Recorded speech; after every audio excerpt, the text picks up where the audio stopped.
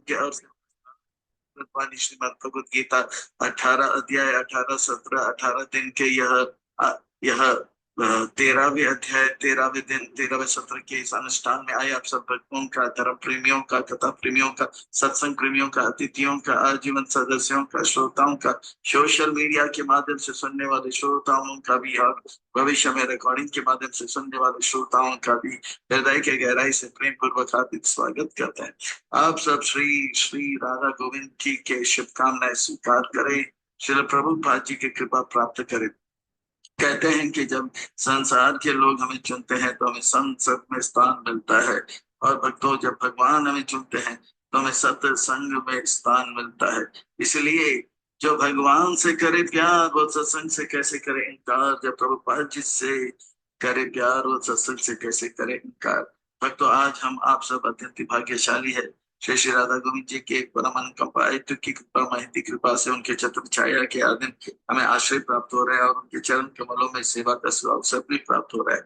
और उन सेवाओं में भी मानव देह हमें प्राप्त होने वाली जो सर्वोच्च उत्कृष्ट सेवा है वो है सत्संग का, श्रवण का, कीर्तन का लाभ मिल रहा है। इसलिए हम भगवान श्री श्री राधा गोविंद जी के उनके परिकर सहित की पाद पद्मों पर नतमस्तक होकर कोटि कोटि वंदन प्रणाम अर्पण करते हुए, गुरुदेव जो कि दयामय है, कृपामय है, करुणामय है, प्रातः स्मरणीय वंदनीय है, उनके चरणारविंद में कोटि कोटि वंदन प्रणाम अर्पण करते हुए, उनके चरण कमलों में वंदन अर्पण करते हुए, संस्था के संस्थापक आचार्य कृष्ण कृपा श्री मुक्ति अभय चरणारविंद भक्तिवेदांत स्वामी श्री प्रभुपाद जी, इनके चरणारविंद में कोटि कोटि वंदन प्रणाम अर्पण करते हुए, यहाँ उपस्थित गुरुदेव जो कि दयामय है, कृपामय है, करुणामय है, प्रातः स्वामी अमंत पूजनीय है, उनके चरणारविंद में कोटि कोटि वंदन प्रणाम अर्पण करते हुए, यहाँ उपस्थित आप सब वैष्णव एवं वैष्णवी भगवत चरण अनुरागी महान भक्त वृंदों के चरणों में प्रणाम अर्पण करते हुए आप सबके चरणों में कदम निवेदन करते हैं, और ये प्रार्थना करते हैं कि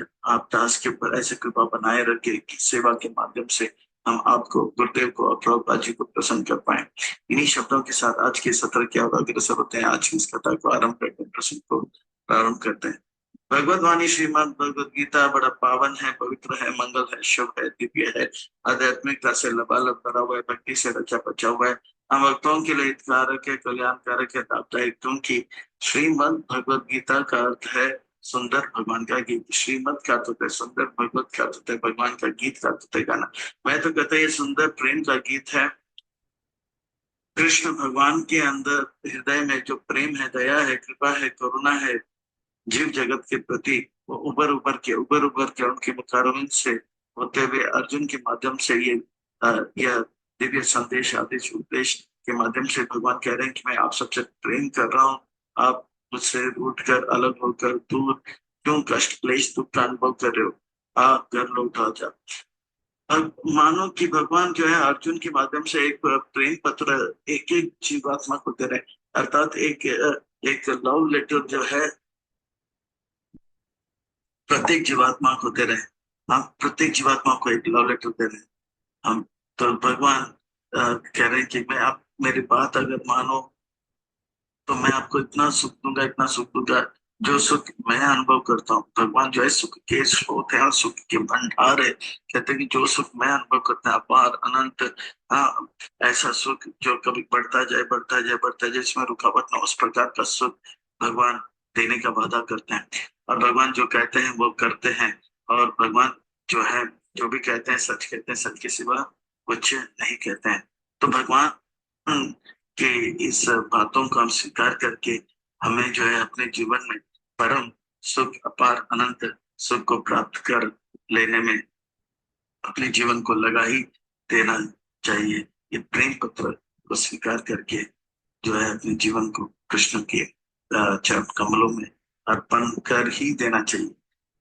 भगवत गीता के पहले अध्याय में का अर्जुन परेशान है। अर्जुन का परेशानी का कारण है अर्जुन ने बनाया कि योजना जो कि भगवान की योजना से है अलग। अर्जुन का योजना था कि अर्जुन युद्ध नहीं लड़ेगा, और भगवान का योजना था कि अर्जुन युद्ध लड़ेगा। भगवान की योजना से अर्जुन का योजना अलग होने के कारण अर्जुन जो है बहुत परेशान हो गया।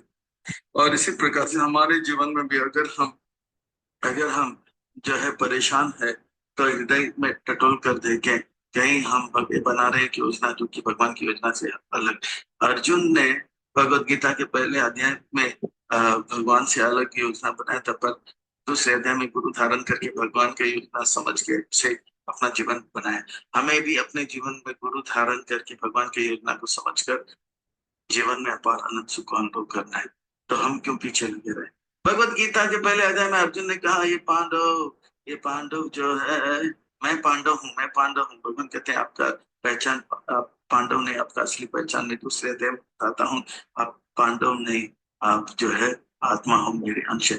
भगवत गीता के पहले अध्याय में अर्जुन कहते हैं कि ये कौरव सेना जो है मेरा दुश्मन है, ये कौरव मेरा दुश्मन। भगवान कहते हैं दुश्मन बाहर नहीं अंदर है। मैं तीसरे अध्याय में बताता हूँ, असली दुश्मन काम क्रोध है, जो बाहर नहीं अंदर है।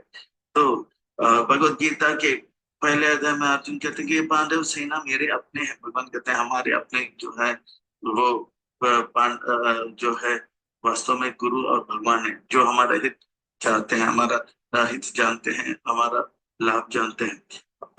तो ये चौथे अध्याय में बताते हैं गुरु हमारे असली अपने हैं, और पांचवें अध्याय में बताते हैं कि भगवान हमारे असली अपने हैं।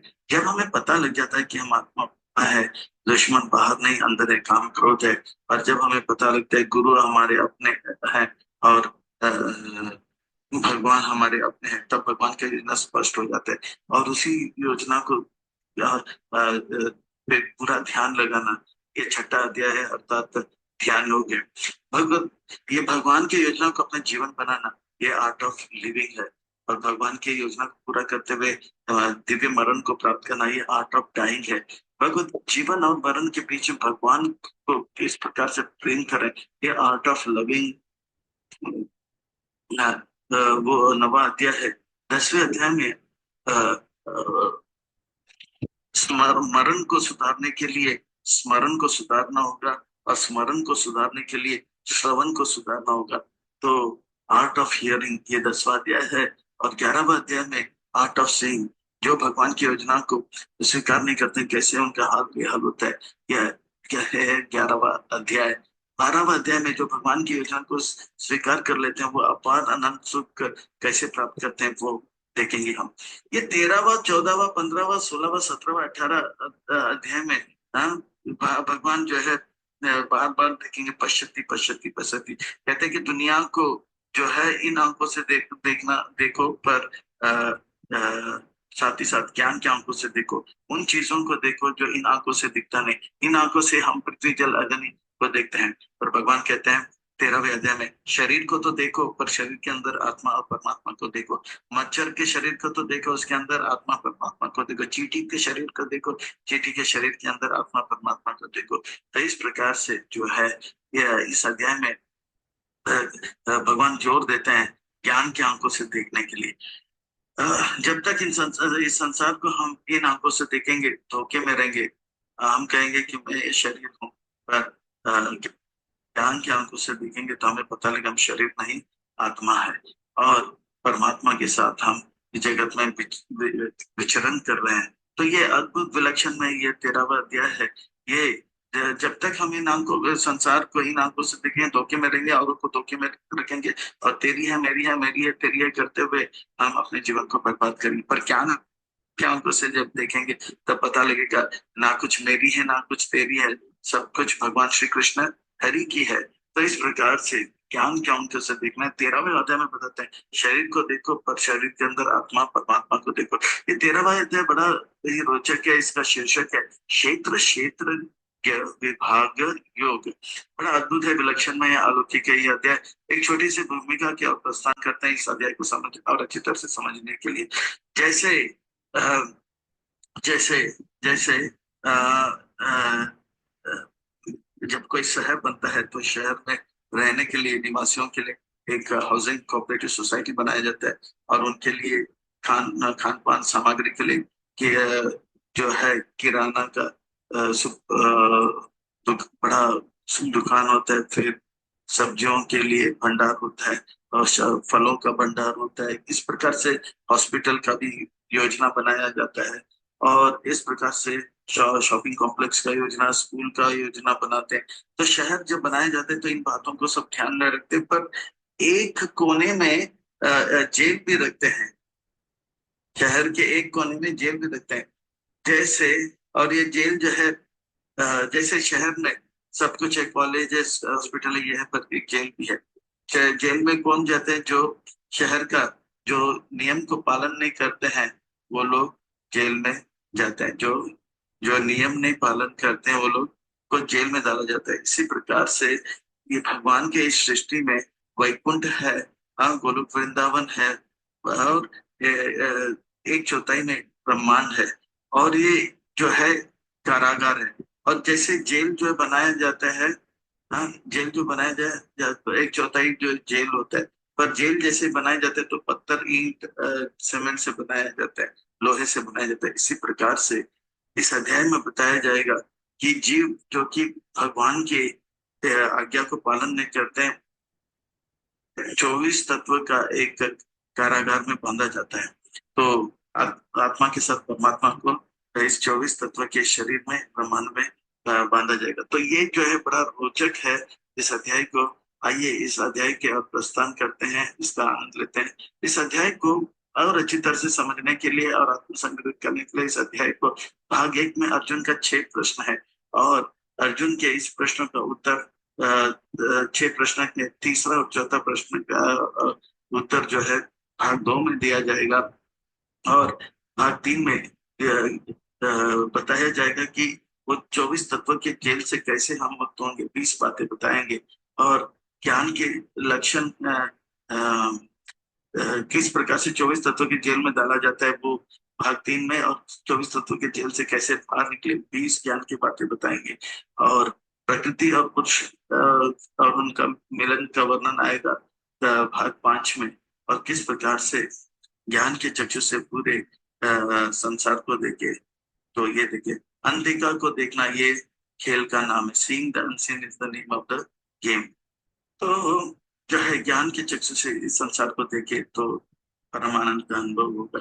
इसे निष्कर्ष और प्रश्न उत्तर के और प्रस्थान करेंगे। और विलंब न करते इस पे गोता लगाते हैं, और इसका आनंद लेते हैं और रिस्पॉन्ड करते हैं। अर्जुन वाच, अर्जुन का अर्थ होता है जो सरल है, जो कहता है वही करता है, जो करता है वही कहता है। प्राकृतिम पुरुषम चैव क्षेत्र क्षेत्रज्ञ एव च एतद्वेदितुमिच्छामि ज्ञानं ज्ञेयं च केशव। हे केशव, जिनका केश बहुत ही घुंघराले और सुंदर है, हाँ, हे कृष्ण, मेरे अंदर जो है 6 प्रश्न है। वो 6 प्रश्न तो मैं आपके सामने प्रकट करता हूँ। प्रकृति क्या है, पुरुष क्या है, क्षेत्र क्या है, क्षेत्र क्या क्या, ज्ञान क्या है, ज्ञान क्या है, ज्ञान के लक्षण क्या है, हाँ। तो ये प्रश्न का उत्तर भगवान देंगे, इसीलिए हम प्रश्न के उत्तर के प्रस्थान करेंगे। पहले 2 प्रश्न है प्रकृति और पुरुष। प्रकृति का अर्थ होता है स्त्री, और पुरुष का अर्थ होता है पुरुष का अर्थ होता है पुरुष। तो प्रकृति का अर्थ होता है ये पूरा जगत, और पुरुष का अर्थ होता है भगवान। तो और यह जीवात्मा जो इस जगत को भोगना चाहते हैं। श्री भगवान वाच, श्री भगवान वाचक अर्थ तो सुंदर महत्वपूर्ण व्यक्ति कुछ सुंदर महत्वपूर्ण बातें कहेंगे। तो प्रश्न नंबर 1 और 2 के उत्तर प्रकृति पुरुष का उत्तर जो है बाद में देंगे। पर क्षेत्र और क्षेत्र के, क्षेत्र का तो होता है खेत, हाँ, और जैसे किसान खेत में खेती करता है, वो खेत। और क्षेत्र के बारे में जो जानकारी, क्षेत्र का अर्थ है जो क्षेत्र खेत के बारे में जानकारी रखता है। तो अ, तो भगवान सुंदर उत्तर देते हैं। इदम शरीरम कौन्तेय क्षेत्रम् इति अभिधायते ये तद्यो वेति तां प्राहुः क्षेत्रज्ञ इति तद्विद्वान्। कहते कि ये जो शरीर है, ये क्षेत्र है, खेत है। जैसे खेत में हम बीज डालते हैं तो खट्टा या मीठा फल आता है ना। तो सब्जी इत्यादि देते हैं। तो इसी प्रकार से जैसे हम बोएंगे वैसे हम पाएंगे। जैसे कहते हैं ना, कर भला तो हो भला, हाँ, कर बुरा तो हो बुरा। जो होया वही हम पाएंगे। जो तो इस प्रकार से ये शरीर जो है क्षेत्र है, और इस शरीर में जो भी हम कार्य करेंगे तो वो बीज है, और वो वो उससे या तो सुख मिलेगा या दुख मिलेगा, जो कि फल है फल है। और इस शरीर के बारे में जानने वाले कौन है? आत्मा, जो शरीर में रहते हैं वो जानते हैं। हम जानते हैं कि मेरा मुझे भूख लगा है, मुझे अच्छा लग रहा है, हाँ, तो ठंडी लग रही है, गर्मी लग रही है, तो वो जानने वाला आत्मा है। पर भगवान कहते हैं कि आत्मा के साथ परमात्मा भी जानने वाला, वो क्षेत्र जानकारी जो जानता है। तो इस प्रकार से क्षेत्रज्ञ चापि मां विद्धि सर्वक्षेत्रेषु भारत, क्षेत्र क्षेत्रज्ञो ज्ञानम् यत् ज्ञानम् मतं मम। कहते हैं कि ये शरीर को जानने वाला आत्मा को है। ठीक है, मैं जानता हूँ मेरे शरीर में गर्मी लग रही है, ठंडी लग रही है, मुझे अच्छा लग रहा है, बुरा लग रहा है, भूख लग रहा है या प्यास लग रहा है, तो ये मुझे पता लग रहा है, आपको और कौन है? पर साथ ही साथ परमात्मा को पता है। पर कहते हैं कि परमात्मा को केवल एक एक शरीर का नहीं, जितने भी शरीर है उसमें परमात्मा रहते हैं, और वो जानते हैं कि आपको क्या प्यास लग रहा है, आप क्या सोच रहे हो, आपको कितना भूख लग रहा है, नहीं लग रहा है, ये सब जानते हैं। तो आत्मा और परमात्मा में अंतर है कि आत्मा एक शरीर में रहता है, पर परमात्मा हर एक शरीर में रहता है। आत्मा केवल अपने शरीर के बारे में जानता है, पर परमात्मा हर शरीर में क्या हो रहा है जानते हैं। और आत्मा अपने शरीर में भी जो भी जानकारी है वो बहुत सीमित रहता है। जैसे हम जानकारी रखते हैं, खाना जानते हैं, पर खाना कैसे पचता है वो नहीं जानते हैं। पर परमात्मा जो है पूरा ज्ञान रखते हैं, खाना क्या कर रहे हैं, कितना खा रहे हैं वो भी जानते हैं, और कैसे वो पच रहा है वो भी जानते हैं, सब कुछ जानते हैं। तो इस प्रकार से भगवान कहते हैं आत्मा भी क्षेत्रज्ञ है, ठीक है, और परमात्मा भी क्षेत्रज्ञ है। और जो ज्ञान क्या है, तो कहते हैं शरीर, और शरीर को जानने वाला आत्मा और परमात्मा, ये तीन चीज को जो जानता है वो तीन चीज को जो है को जो समझता है वो ज्ञान है। ये मेरा मत है, यानी कि शरीर को जानना, आत्मा और परमात्मा, इनके जानकारी को ज्ञान कहते हैं। तो इस प्रकार से बड़ा सुंदर वर्णन करें। तत्क्षेत्रम यच्च यत् यादृक् च यद्विकारी यच्च यत् स च यो यत्प्रभाव च तत्समासेन मे शृणु। कृपा करके अब सुनिए किस प्रकार से ये जो है आत्मा जो कि शरीर में रहता है, और 24 तत्व से बना हुआ शरीर, वो किस प्रकार से वो शरीर जो है बदलता है, और मन भी बदलता है। अ, अ, जैसे संग वैसे रंग कहते हैं, तो उसके प्रभाव से कैसे बदलते हैं उसे आप कृपा करके जानिए। हे कृष्ण, ये ज्ञान जो है आप किसने दिया है? तो भगवान कहते हैं ये ज्ञान जो है गुरु शिष्य परंपरा से प्राप्त हुआ है। जो 4 प्रकार की संप्रदाय, ब्रह्म संप्रदाय, रुद्र संप्रदाय, श्री संप्रदाय, और जो है कुमार संप्रदाय, ये 4 संप्रदाय में ये ज्ञान गुरु शिष्य परंपरा के मान पराशर ऋषि जैसे संत महात्मा जो है वो उसे जानकर औरों को दे। तो इस प्रकार से ज्ञान गुरु शिष्य परंपरा से, 4 अध्याय में जो परंपरा का वर्णन है वो राज ऋषि परंपरा जो लुप्त हुआ, पर ये गुरु शिष्य परंपरा कभी लुप्त नहीं होता है। इतना सुंदर ज्ञान जो है गुरु शिष्य परंपरा से प्राप्त हुआ। हाँ कृष्ण, हाँ, हाँ अर्जुन, हाँ। ऋषि वीर बहुधा गीतम चंदो वीर विविधे प्रीत ब्रह्म सूत्र पदे चैव हेतु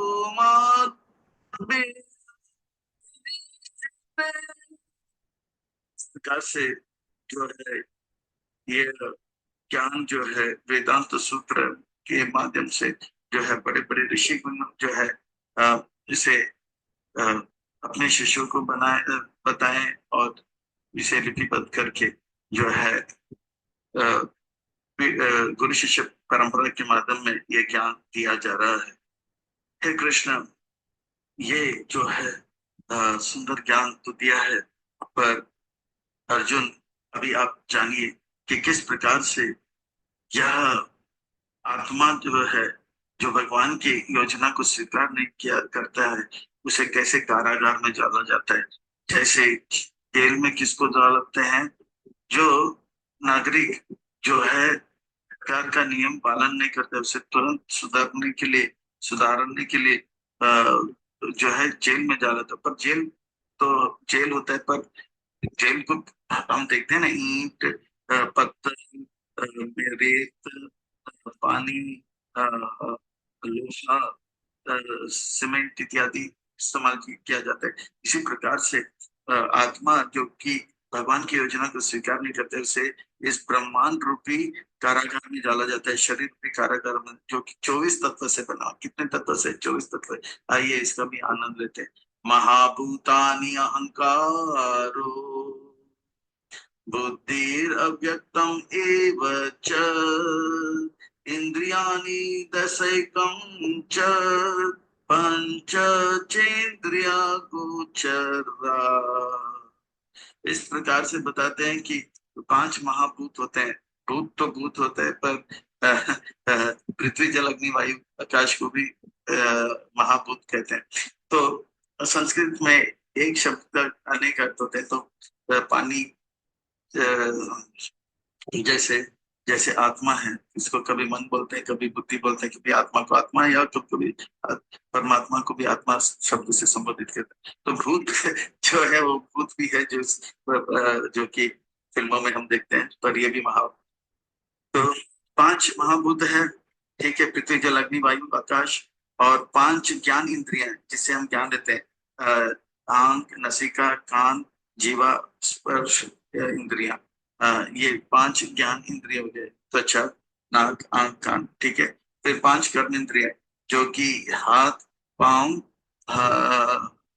हाथ से हम चीजें लेते हैं, पांव से हम चलते हैं, और हाथ, पांव, फिर मुंह से हम खींचते हैं, खाते हैं। फिर नीचे से आउटपुट, यानी कि जो हम उधर वस्तु जो है, हम नीचे से जो पानी और मल त्यागते हैं, यहाँ वो तो टोटल हो गया 15। और इसके सिवा मन, बुद्धि, अहंकार 18 हो गया। तो फिर ज्ञान इंद्रियों के वस्तु, जैसे स्वाद, जीवा के लिए आंख के लिए रूप, नाक के लिए सुगंध, और कान के लिए शब्द, और स्पर्श के लिए भी जो है त्वचा के लिए स्पर्श इत्यादि, जो है 5 जो है सेंस ऑब्जेक्ट है, ज्ञान। तो इस देश और 3 गुण, प्रकृति के 3 गुण, रजगुण, तमगुण, सतगुण, जिसका विस्तार में वर्णन कल के अध्याय में आएगा। तो ये 24 तत्वों से ये जेल बना हुआ है, और इसमें रहकर वो इच्छा करता है, ये अच्छा लगता है, ये बुरा लगता है, अभी मेरे को सुख का अनुभव हो रहा है, कभी दुख का अनुभव कर रहा है। इस प्रकार से संग के कारण कभी ये चाहता है, तो कभी वो चाहता है, कभी सुख और दुख का अनुभव करते हैं। इच्छा द्वेष सुखम दुखम संग चेतेन धृति एतत् क्षेत्रं समासेन सविकारमुदाहृतम्। इस प्रकार से ये 24 तत्व के जेल में रहकर, जैसे कैदी अच्छे कैदी के संग में रहता है, सब कुछ ठीक चलता है, बुरे कैदी के सिर में मारपीट खाता है। तो इस प्रकार से कभी सुख कभी दुख का अनुभव करता है। और जो है अच्छा, ये चीज तो कहते हैं ना, जैसा संग वैसा रंग। कभी अच्छे लोगों के संग में हुआ तो अच्छा काम करता है, तो फिर क्या भला तो हो भला हो जाता है। फिर बुरे संग में रहता है तो बुरा कार्य करता है, फिर कर बुरा तो हो बुरा हो जाता है। तो इस प्रकार से 24 तत्व के जेल में रहकर अच्छा बुराई। जेल में तो फंस गए हैं कृष्णा, पर ये जीवात्मा कभी बाहर निकल पाएगा? कभी इससे बच पाएगा? कुछ तरीका है? फंस तो गए हैं, पर बच तो जाएंगे? हाँ अर्जुन, हाँ फंस तो गए हैं, पर बचने का भी मार्ग मैं बताता हूँ। कैसे बचेंगे कृष्ण? ज्ञान के ये 20 बातों को अपने जीवन में अगर उतारेंगे तो हम बच जाएंगे। क्या है वो कृष्ण? तो ज्ञान के 20 बातों को बताते हैं, और जो है बाकी सबको अज्ञान कहते हैं। तो क्या है ज्ञान की 20 बातें जिससे हम अपने आप को बचा सकते हैं? ये बहुत ही महत्वपूर्ण चीज है, क्योंकि हमें, हम फंस तो गए, हम बचेंगे कैसे? ये हमें बचाएगा, बाकी सब हमें फंसाएगा। तो आइए हम देखते हैं। अमानित्वम अदम्भित्वम अहिंसा शांतिर अजबम आचार्य उपासनम शौचम श्रेयम आत्मा विनिग्रह। तो कहते हैं कि विनम्र होना, यानी कि ये स्वीकार करना कि भगवान महान है, और हम बहुत ही जो है विनम्रता, विनम्रता को होता है कि हम भगवान महान है, और हम जो है अ, अनु है भगवान।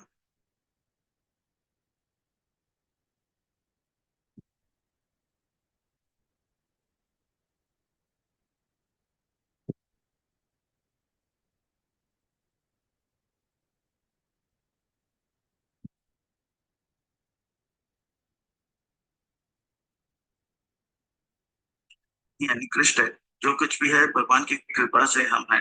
तो इस बात स्वीकार करना, और अदम्भिता का तो तय कि हम, उनको कोई गर्व नहीं रहता। अगर मान लो कुछ बड़ा काम भी कर लिया तो ये गर्व नहीं होता कि मैंने क्या, नहीं।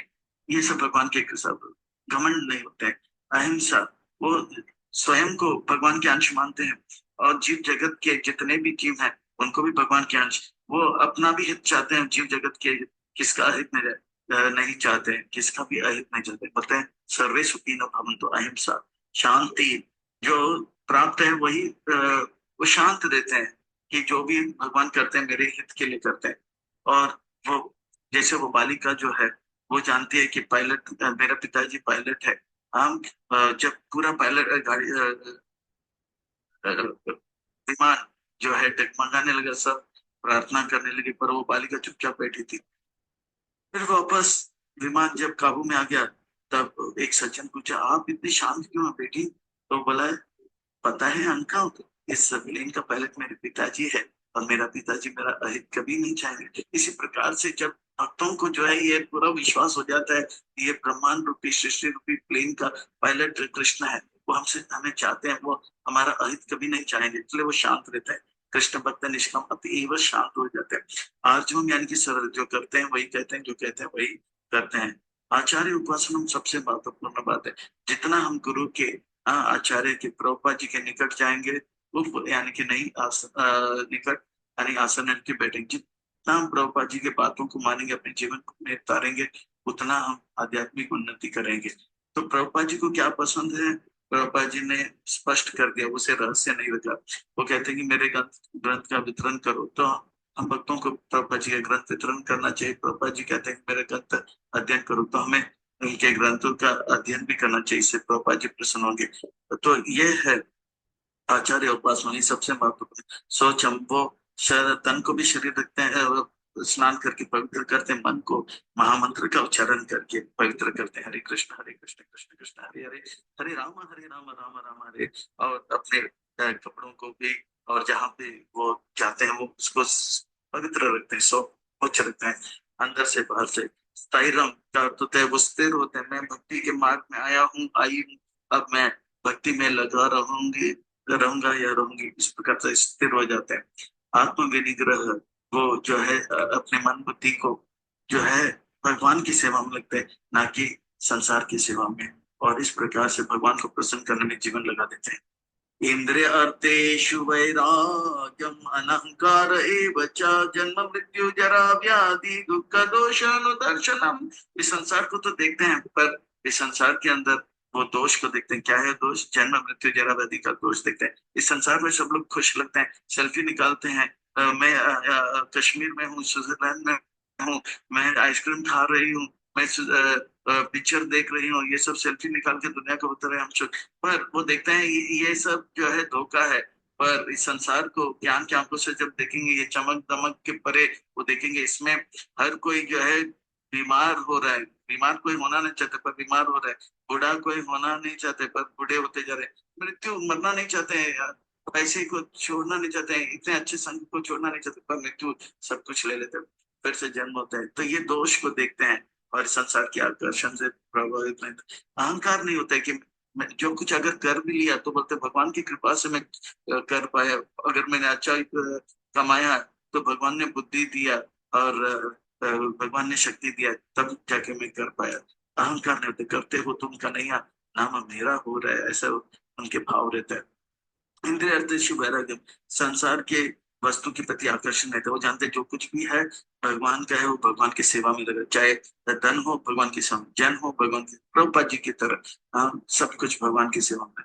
आसक्ति रनाभिस्वांग पुत्र धारा ग्रह आदिषु नित्यं च समाचित्वाम् इष्टाम् इष्टो पापातीशु। वो जो है संसार में किसी प्रकार के चीजों के प्रति आसक्त रहता है, चाहे कि संसार में लोगों को परिवार के प्रति आसक्ति रहता है, पर वो जानता है मैं भगवान का हूँ, ये घर भगवान का है, मेरे परिवार के सदस्य भी भगवान के हैं, मेरे पुत्र और मेरे घर संबंधी ये सब भगवान के है। इन सबको मैं मुझे भगवान की सेवा मिलेगा। ये घर मेरा जो है भगवान का है। ये घर घर नहीं, अब मंदिर है भक्त होने के बाद। फिर हम सब जो है भगवान की सेवा में लगे। ये पत्नी है पर कुछ समय के लिए मेरे साथ है, या ताकि हम सब मिलकर भक्ति करें और भक्ति में आगे बढ़े। पुत्र है, ये मेरे जीवन में भगवान ने मुझे भेजा है ताकि हम मिलकर भक्ति करें और भक्ति में अग्रसर होके जीवन को सार्थक करें। पुत्र और स्त्री को भोग के वस्तु नहीं समझते, ये सब कृष्ण के ने मुझे भेजा है। जैसे कहते हैं ना, दाने दाने में लिखा है खाने वाले का नाम। तो इसी प्रकार से हर एक हवा के बूंद में ऑक्सीजन के एक एक कण में लिखा है सांस लेने वाले का नाम। इसी प्रकार से एक एक व्यक्ति जो हमारे जीवन में आ रहे जो हमारे जीवन में आ रहे हैं, वो एक एक दाने दाने में लिखा है खाने वाले का नाम, है ना। इसी प्रकार से जन जन में लिखा है मिलने वाले का नाम। हमसे जो भी मिल रहे हैं वो पहले से नियम निर्धारित है, ये मिलेंगे ये मिलेंगे ये मिलेंगे। हम जो भी हमारे जीवन में मिलते हैं, ये भगवान देखते हैं क्या हम इन सबको भगवान की सेवा में लगा रहे हैं और मिलकर भक्ति कर रहे हैं और भक्ति में अग्रसर हो रहे हैं। यही देखते हैं, बाकी कुछ नहीं। तो वो अपने पति पत्नी को बाहर से बेटा पत्नी मानते हैं, पर अंदर से स्वीकार करते हैं कि ये सबको भगवान ने भेजा है ताकि हम मिलजुल कर भक्ति करें। इस प्रकार से वो स्वांग रचता है कि हाँ आप मेरे पत्नी और बेटे, पर वो जानते हैं ये भगवान की भगवान ने भेजा है, मुझे भगवान की सेवा में लगा। नित्यम सा समाचित्वम, इस प्रकार से हमेशा जो है उनका मन सम रहता है। चाहे सुख हो या दुख हो, वो जो है सुख में बले बले करके नाचता है और दुख में एकदम रोने लग जाता है, निरुत्साहित रहने। हर समय लहर की तरह, लहर ऊपर जाता है तो भी आगे बढ़ता है, नीचे जाता है तो भी आगे बढ़ता है, इसी प्रकार से बढ़ता है। अच्छा परिस्थिति हो तो भी जीवन भक्ति में आगे बढ़ेगी, बुरा कुछ है तो भी भक्ति में आगे बढ़ेगी। तो इस प्रकार से चित्त आत्मा इष्ट अनिष्ट और पापी इष्ट, तो इस प्रकार से वो जो है अपने जीवन में जो है प्रसन्नता का अनुभव करता है। और चाहे समभाव रखते, चाहे परिस्थिति अनुकूल हो या परिस्थिति प्रतिकूल हो, इष्ट अनिष्ट, अच्छा हो या बुरा हो, इसमें समभाव रखते हैं।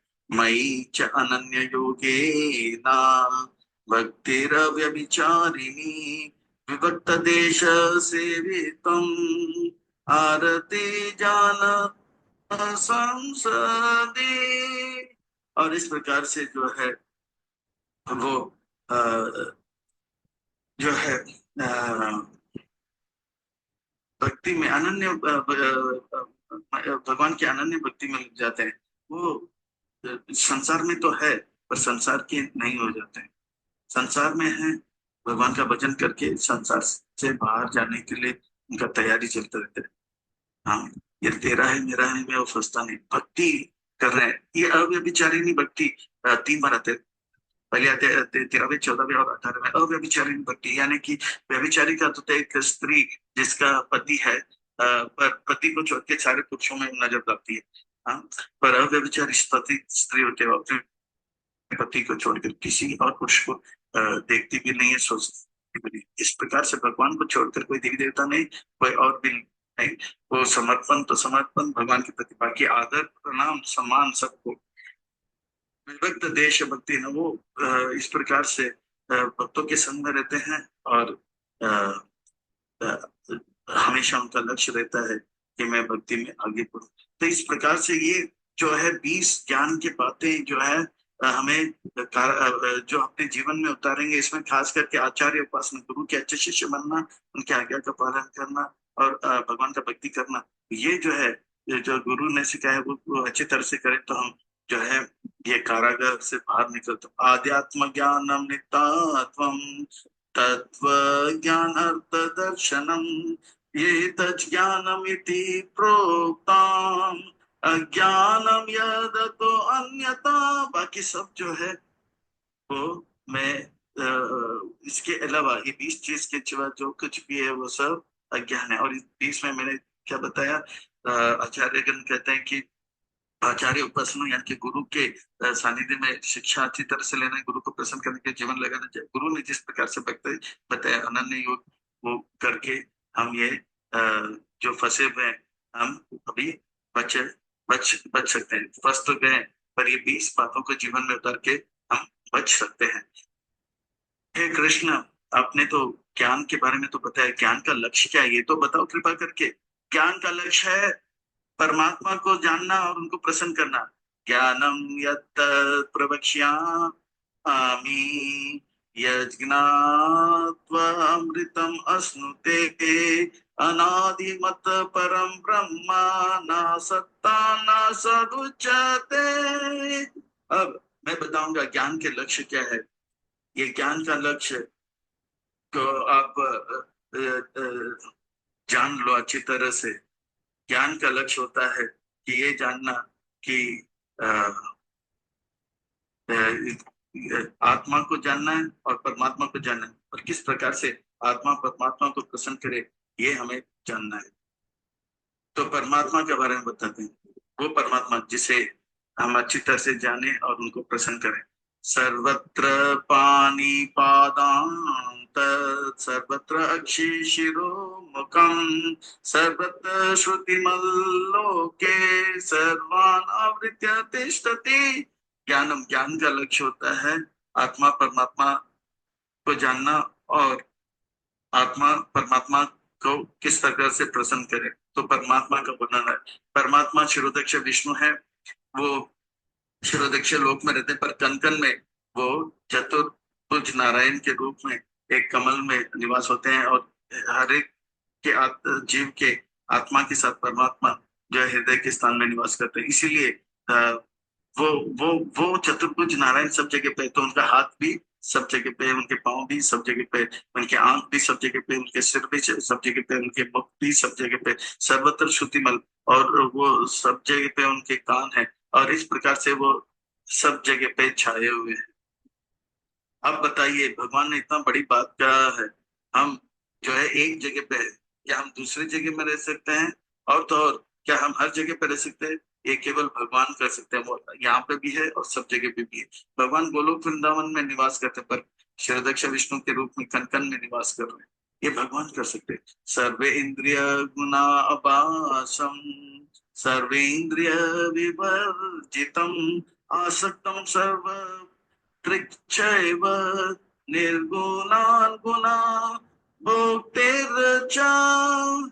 तो भगवान के आ, हाथ है, पांव है, ये सब है, पर ये जो भगवान के हाथ पांव है, ये जो है तीनों भगवान जो है तीनों गुणों के परे हैं। ये आ, आ, 3 गुणों का वर्णन, सत्वगुण रजगुण और तमोगुण का विशेष वर्णन कल के अध्याय में आएगा। ये तीनों गुणों के परे निर्गुण है, और यानी कि गुणों के परे है, और उनके पास जो निर्गुण का और एक अर्थ होता है, भौतिक गुण नहीं है उनके पास, सब आध्यात्मिक गुण है।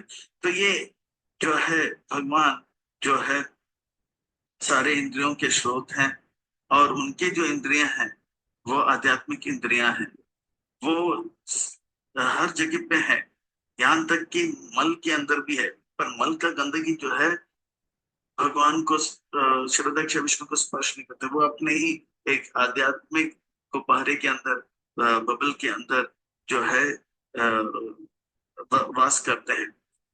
तो इस प्रकार से जो है, जैसे जैसे पानी के अंदर सबमरीन डालते हैं, तो कैसे पानी सब जगह पे है, तो सबमरीन के अंदर जो व्यक्ति है वो पानी से का प्रभाव उनको जो है, पानी जो है का प्रभाव उनको, पानी जो है उनको स्पर्श नहीं करता है, ना तो पानी का प्रभाव उनको स्पर्श करता है। इसी प्रकार से मल के अंदर भी रहते हैं, पर वो अपने ही जो है आध्यात्मिक जो है आवृत में रहते हैं, और मल का गंदगी उनको जो है प्रभावित नहीं करते हैं। तो इस प्रकार से भगवान सबके कण कण में है, और जो है वो सबका पालन करते हैं और सबका ध्यान रखते हैं।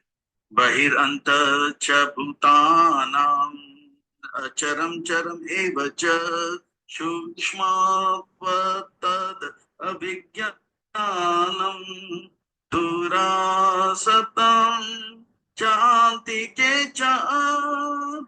तो इस प्रकार से भगवान जो है बाहर भी है, शिरोदक्ष विष्णु बाहर भी है, और हमारे हृदय के अंदर परमात्मा के रूप में भी है।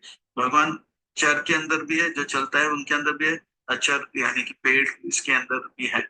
और वो इतने सूक्ष्म है कि इन आंखों से हम समझ देख नहीं सकते हैं, परमात्मा को देख नहीं सकते हैं। और वो दूर भी है, अंदर भी है। वो दूर शिरोदक्ष है, समुद्र में भी है, और परमात्मा के अंदर। तो ये जो है परस्पर विरोधाभास गुण जो है केवल भगवान ही पूरा कर सकते हैं, भगवान के अलावा कोई नहीं। हम दूर है हो सकते हैं पर नजदीक नहीं रह सकते, हम नजदीक रह सकते हैं पर दूर नहीं रह सकते, हम चल सकते हैं पर बैठे नहीं रह सकते, तो बैठे रह सकते हैं पर चल नहीं सकते। तो भगवान जो है इस प्रकार से परस्पर विरोधाभास जो भी गुण है, वो उसके उसका जो सामंजस्य है केवल भगवान में पाया जा सकता है। अगर कोई कहता है कि मैं भगवान है, तो बोले कि ठीक है, आप बाहर भी रहो अंदर भी रहो, फिर बताते हैं हम। आप दूर भी रहो नजदीक भी रहो, फिर बताएंगे हम। अगर ऐसा कर पाया तो उसका आरती उतारेंगे, ऐसा नहीं किया तो उसका पिटाई करेंगे। तो इस प्रकार से इतने सुंदर बातें बता रहे हैं परमात्मा के बारे में। अविभक्तम च भूतेषु विभक्तम एव स्थितम भूता वृत्तिर्च तज ज्ञानम ग्रासिष्णु प्रभविष्णु च। ऐसा लगता है कि परमात्मा जो है कट कट के अलग अलग जगह में पड़ गया। नहीं नहीं, परमात्मा जो है शिरोदक्ष विष्णु है एक जान स्थान पर, और वो सब स्थान पर जो है उनके अंश आते हैं, वो विस्तारित हो जाते हैं। एक सुंदर उदाहरण विष्णु पितामह देते हैं भागवत में। कहते हैं सूर्य ऊपर है और 1000 छोटे छोटे गड़ा है, पानी भरा हुआ है। गड़ा यानी कि पॉट, उसके अंदर पानी है, और देखते हैं तो सब गड़े में जो है सूर्य दिखता है।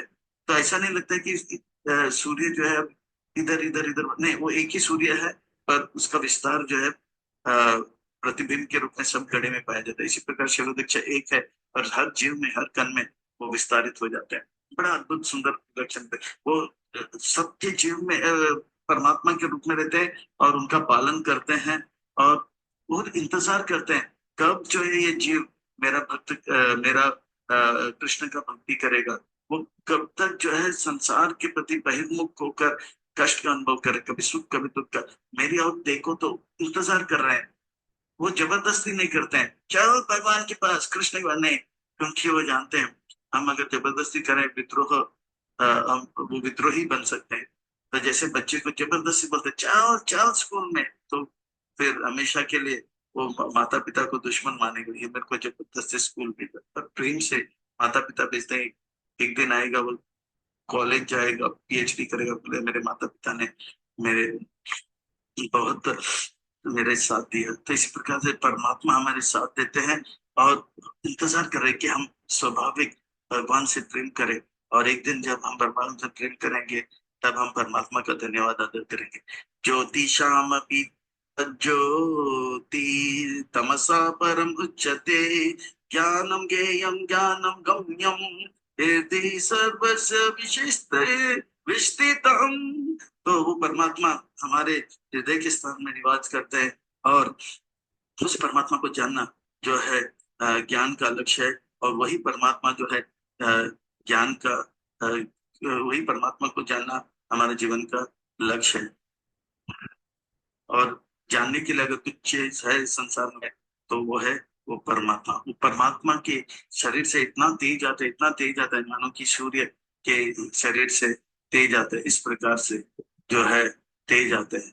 तो वो अंधकार को दूर करते हैं। इस प्रकार से सुंदर तेजस्वी वो शिरोदक्ष विष्णु का वर्णन कर रहे हैं। वो हमारे सबसे निकट रहते हैं, वो हमारे मित्र हैं और हृदय के स्थान में निवास करते हैं। हे कृष्ण, इति क्षेत्रं तथा ज्ञानम् ज्ञेयं चोक्ता समसत मद्भक्ता एतद्विज्ञानम् मद्भावायोपापाद्यते। इस प्रकार से शरीर के बारे में बताया, यानी कि क्षेत्र, और शरीर को जानने वाले यानी कि परमात्मा और आत्मा के बारे में संक्षेप में भगवान ने बताया। केवल भक्त इसे समझ सकते हैं, और समझकर भक्ति कर कर अपने जीवन को सार्थक कर सकते हैं। वाह कृष्ण वाह, अपने ज्ञान के बड़े बड़े बातें तो बता दिया, ज्ञान के लक्ष्य भी बता दिया, पर पहले दो प्रश्न है प्रकृति और पुरुष के बारे में ने बताया नहीं। बताता हूँ अर्जुन, बताता हूँ प्रकृति और पुरुष के बारे में। प्रकृति पुरुषम चैव वेदी अनादि उभव अपि विकारं च गुणान् चैव वेदी प्रकृति संभव। प्रकृति यानी कि ये भौतिक जगत जो कि समय के साथ बदलता रहता है, कभी ठंडी कभी गर्मी इत्यादि, ये प्रकृति है। ये संसार को प्रकृति का वो कभी कब तूफान आता है, कभी बारिश आता है, तो कभी गर्मी कभी ठंडी, ये बदलता रहता है। ये जो है प्रकृति है। कार्य कारण कर्तृत्वे हेतु प्रकृति उच्यते, पुरुष सुख दुःखानां भोक्तृत्वे हेतु उच्यते। और ये प्रकृति जो है माना जाता है कि कारण भी है, और जो है वो कारण भी है, क्रिया भी है। जीव जो है इस जगत में प्रकृति में कार्य करता है, और कार्य के फलस्वरूप कभी सुख का अनुभव करता है तो कभी दुख का अनुभव करता है। ये प्रकृति जो है कभी बदलता है, अच्छा लगता है तो जीव सोचता है कि चलो कश्मीर का मैं भोगता हूँ, स्विट्जरलैंड को भोगता हूँ। और जब बहुत ही तेज गर्मी आते है तो वो दुख का अनुभव करता है। तो इस प्रकार से ये प्रकृति बदलता रहता है, और जीव के दुख और सुख का कारण बन जाता है। क्यों? क्योंकि जीव प्रकृति को भोगने का प्रयास कर रहा है, और ये चक्कर कब से चल रहा है? जब से वो भगवान को बुला है, वो संसार को भोगने में लगा हुआ है, और कभी सुख कभी दुख, कभी सुख कभी दुख का अनुभव कर रहा है। जब तक वो प्रकृति के भगवान से बहिर्मुख रहेगा तब तक मन संसार में लगेगा। और जैसे वो अंतर्मुख हो जाए भगवान की कृपा से, तो वो संसार से जो है अंतर्मुख हो जाएगा। हम भगवान के प्रति भक्ति करने लग जाएगा, अंतर्मुख हो जाएगा परमात्मा के प्रति। तब प्रकृति का प्रभाव उनको नहीं नहीं अनुभव होगा।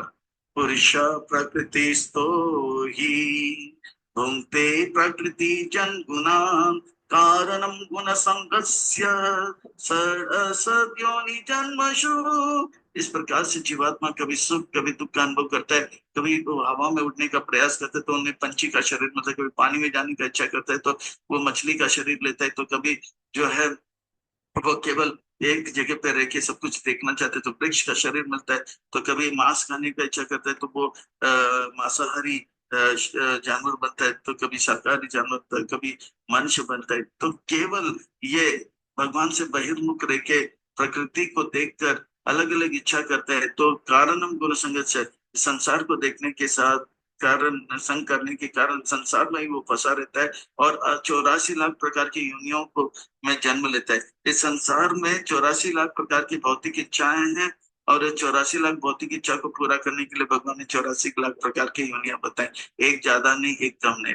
तो इस प्रकार से भगवान जो है बद्ध जीव के सारे जो है इच्छाओं को पूरा करने के लिए इतना सुविधा बनाए, पर भगवान जानते हैं कि ये इन सब से वो कभी सुखी नहीं होगा। तो भगवान इंतजार कर रहे हैं वो मेरा भक्ति कब करेंगे, और भगवान हमें हमसे भक्ति के लिए कराने के लिए गुरु को भेजेंगे, ग्रंथ को भेजेंगे, मंदिर अच्छे विग्रह। भगवान इतना मेहनत करे परमात्मा के रूप में, हम इंतजार भी कर रहे हैं। और कैसे इंतजार कर रहे हैं? उपदृष्ट हनुमंत भर्ता भुक्त महेश्वर परमात्मेति चापि उक्तो देहास्मिन् पुरुष परा।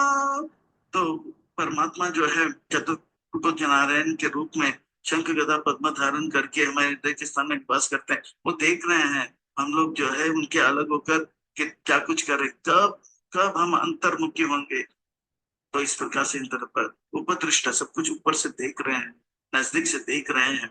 उपदृष्टा हनुमंताचा। और हम जो चाहते हैं अ, अगर हमारे कर्मों में है, जैसे किसी को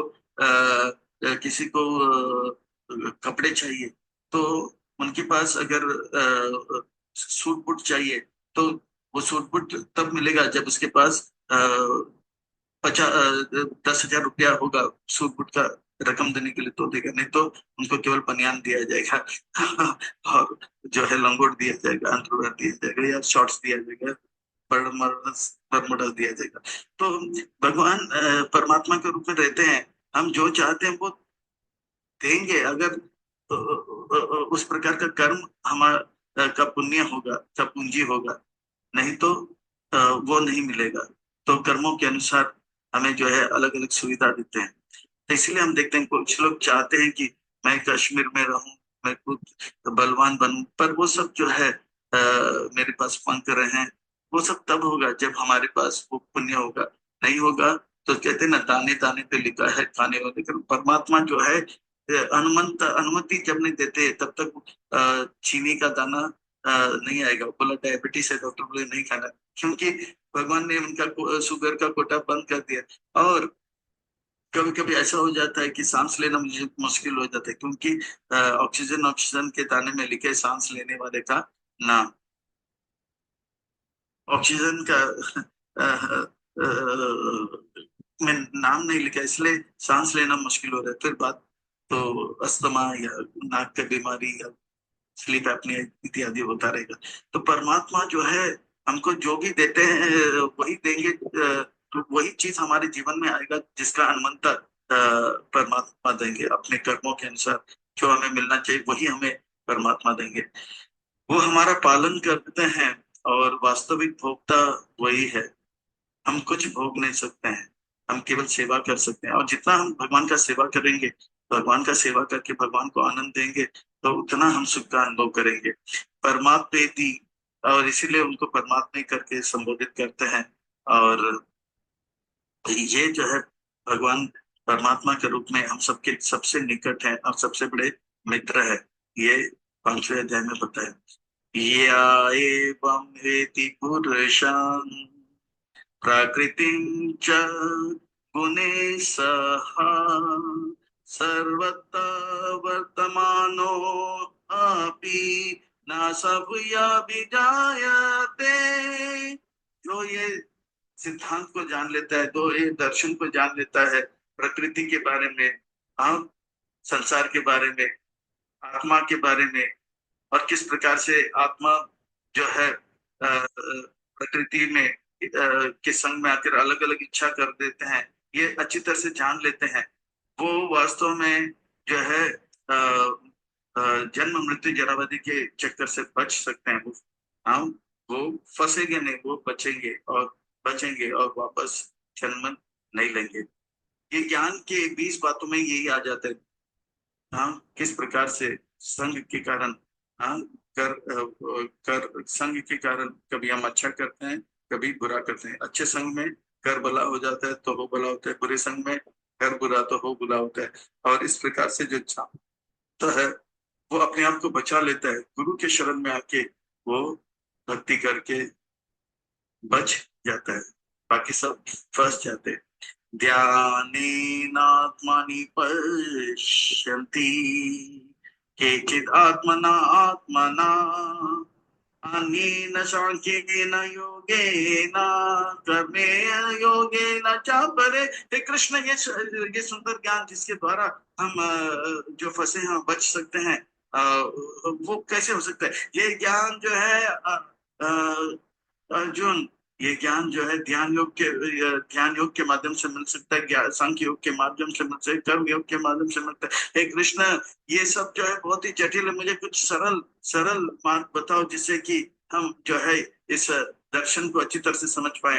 अच्छा, अच्छी तरह से समझना चाहते हो तो एक गुरु के पास जाइए और उनसे ये शिक्षा आप लीजिए और कथा श्रवण कीजिए। इससे एक बच्चा, जो बच्चा बाप रे बाप हर कोई जो है कैसे समझ सकते हैं। माँ के गर्भ में प्रहलाद महाराज ने सीखा, बचपन में ध्रुव महाराज ने सीखा, पर जवानी में 5 पांडव ने सीखा, और इस प्रकार से अजामिल वृद्ध अवस्था में सीखा।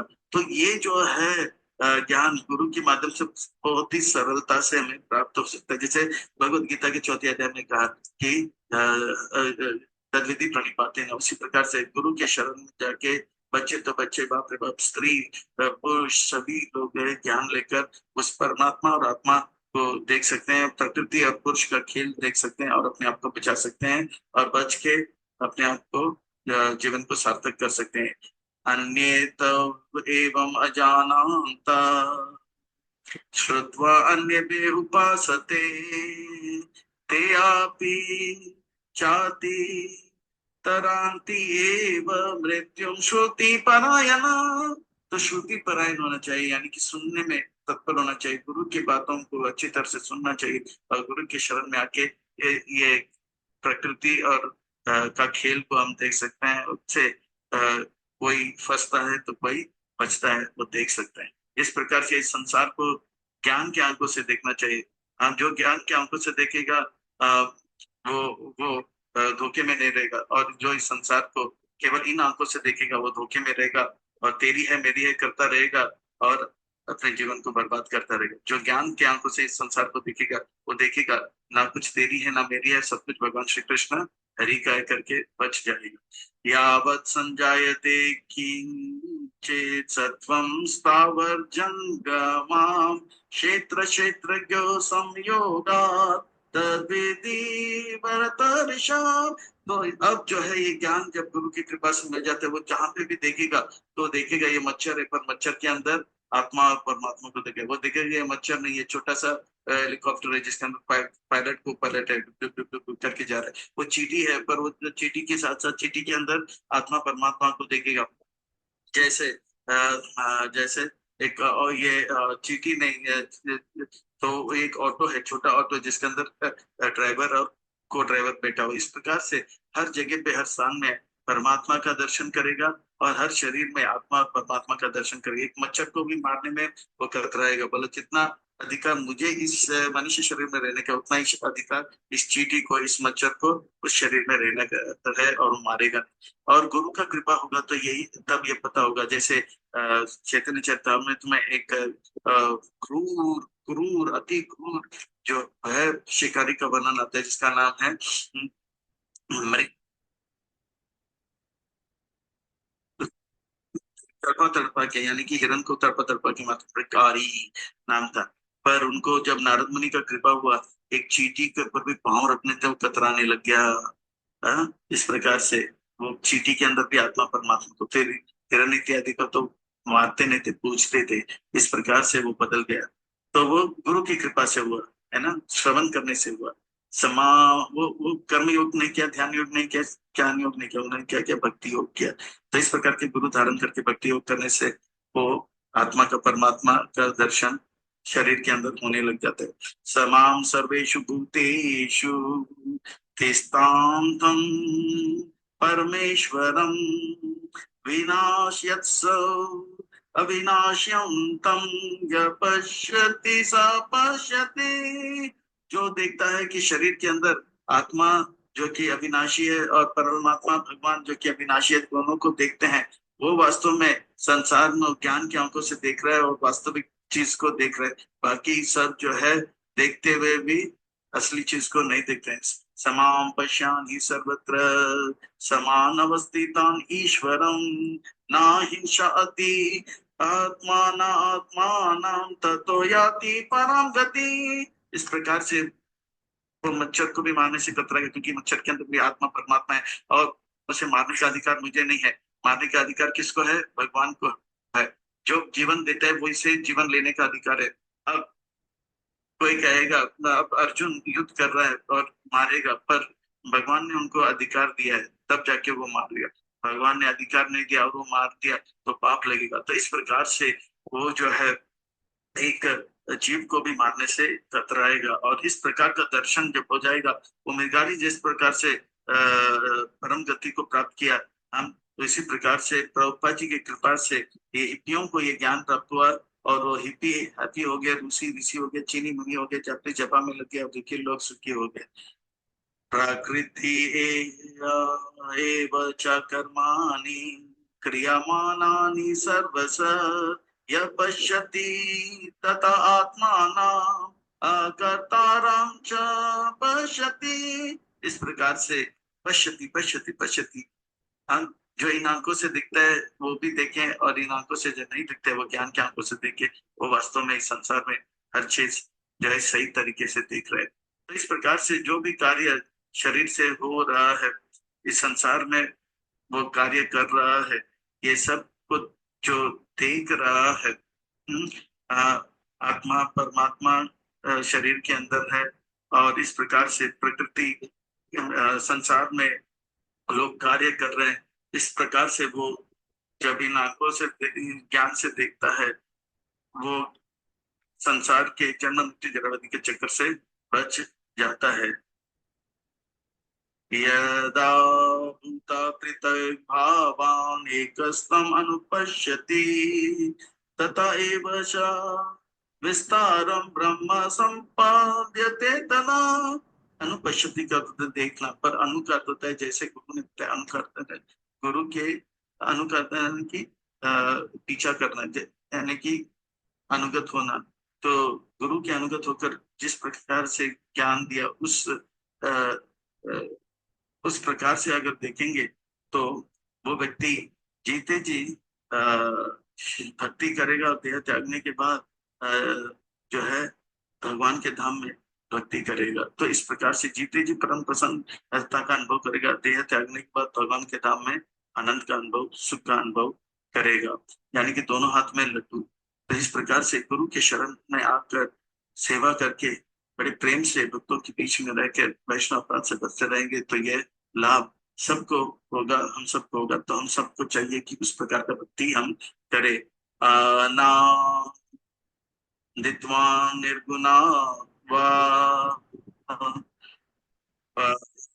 आत्मयम् अव्यय शरीरस्थो ही अपि कौन्तेय ना करोति ना लिप्यति। हे कुंती के पुत्र, वो शरीर में तो रहता है, वो कर्म भी करता है, पर कर्म करते हुए वो कर्म बंधन में फंसता नहीं है, वो केवल बचता है। क्योंकि वो कोई इस प्रकार का ज्ञान जब मिलेगा तो कोई पाप नहीं करेगा, कोई गलती नहीं करेगा, वो केवल सेवा करेगा और सेवा करते हुए बचता है, हर बंधन से मुक्त होता रहेगा। यथा सर्वगतं सूक्ष्यमा आकाशं नापो लीयते सर्वत्र अवस्थितो देहे तथा आत्मा नोपलियते। इस प्रकार से, जिस प्रकार से जो है, जिस प्रकार से पानी में तेल रहता है पर तेल पानी में मिश्रित नहीं होता है, इसी प्रकार से आत्मा जो है प्रकृति में रहता है पर प्रकृति में से मिलता नहीं। आत्मा का अपना एक अलग स्थान रहता है और वो गुरु की कृपा से वो आत्मा जो है जान लेता है कि सब कुछ भगवान का है और सब कुछ भगवान के सेवा में लगा है। और ऐसे करते करते वो इस जगत में कार्य तो करेगा पर कार्य करते करते फंसेगा नहीं, वो बचेगा। बाकी लोग गुरु धारण नहीं करते हैं, वो कार्य करेंगे, फंसेंगे और जो है फंसते जाएंगे। यथा प्रकाशयति एक कृष्णं लोकम इमं रवि क्षेत्रं क्षेत्री तथा कृष्णं प्रकाशयति भारत। तो इस प्रकार से गुरु का कृपा हो जाता है तो ये ज्ञान से प्रकाशित हो जाता है और वो जान लेता है आत्मा शरीर के स्थान में रहता है और चेतना जो है पूरे शरीर में विकसित करता है। और जिस प्रकार से सूर्य एक स्थान पर रहता है, प्रकाश पूरे जो है ब्रह्मांड में फैलाता है, उसी प्रकार से वो जानता है मैं एक आत्मा हूँ, परमात्मा के साथ हृदय के स्थान में निवास करता हूँ। क्षेत्र क्षेत्रज्ञो एवं अंतराम ज्ञान चक्षुषा भूत प्रकृति मोक्षम च ये विदुर्यान्ति ते परम। इस प्रकार से जो गुरु धारण करके इस गुरु की कृपा से या अहितु की कृपा से वो जान लेता है कि मैं शरीर नहीं, शरीर में रहने वाला आत्मा हूँ और मेरे साथ परमात्मा भी है। और जीवों को भी देखता है तो वो जानता है ये शरीर मच्छर है पर मच्छर के साथ साथ वो तो उसके अंदर आत्मा और परमात्मा है। इस प्रकार से हर स्थान में वो आत्मा परमात्मा का दर्शन करता है और कण कण में परमात्मा का दर्शन करके वो जिस प्रकार से मृगारी जो है वो गुरु की कृपा से, नारद मुनि की कृपा से इस प्रकार का दर्शन प्राप्त किया। यही लाभ प्रभुपाद जी की कृपा से अंतर्राष्ट्रीय कृष्ण भावना संघ में हम भक्तों को प्राप्त हो रहा है। तो हम प्रभुपाद जी के अनुगत रह के शिक्षा लेकर गुरु को के प्रति शरणागत होकर ये शिक्षा को प्राप्त करके उस प्रकार के दर्शन को प्राप्त कर सकते हैं जिसे प्राप्त करके हैप्पी हैप्पी हो, उसी ऋषि हुए, चीनी मुनि हुए, जपने जपा में लगे, दुखी लोग सुखी हो गए। जो लोग हेरोइन खा रहे थे वो हरिनाम करने लगे, जो हेरोइन खा रहे थे वो हेरोइन के प्रति रुचि रखते हैं, वो हरिनाम के प्रति रुचि लगने लगे और आत्मा परमात्मा का दर्शन करने लगे। तो इस प्रकार से वो मछली अंडे सब खा रहे थे, वो जान गए ये इसमें भी जान है, इसे मारने का अधिकार हमें नहीं, वो छोड़कर शुद्ध शाकाहारी हो रहे। तो हमें भी प्रभुपाद जी के आंदोलन में आकर गुरु धारण करके ये ज्ञान प्राप्त करके अपने जीवन को सार्थक करके परम सुख का अनुभव करके अच्छे भक्त बनकर औरों को भक्त बनाकर अपने जीवन को सार्थक करना है। ये मौका अब मिला है, फिर कभी नहीं मिलेगा। तो अभी जो है इसे गंभीरता से लेना है क्योंकि अभी नहीं तो कभी नहीं। और इस बहुत ही गंभीरता से लेके कहीं अपने आप को बचाते हुए हमें आगे लेकर जाना है। कहीं अटकना नहीं, लटकना नहीं, भटकना नहीं। हम यहाँ तक आए, अब यहाँ से आगे भगवत धाम जाएंगे और इस प्रकार से अपने जीवन को सार्थक करें। हरे कृष्णा।